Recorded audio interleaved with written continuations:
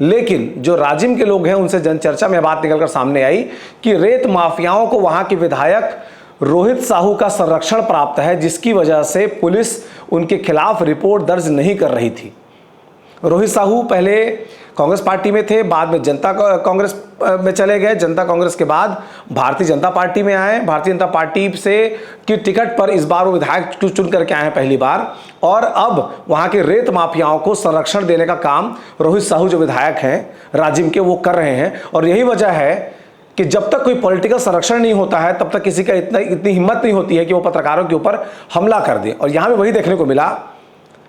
कि रोहित साहू के संरक्षण में वहां पर जो रेत खदान का काम चल रहा है, क्योंकि अब तक रेत खदान के खिलाफ रोहित साहू की ओर से कोई कार्रवाई की मांग नहीं की गई है, क्योंकि जहां से मोटा माल मिलता है नेता उस ओर देखते तक नहीं है। और यही वजह है कि वहां पर जो पत्रकार हैं वो पीटे जा रहे हैं।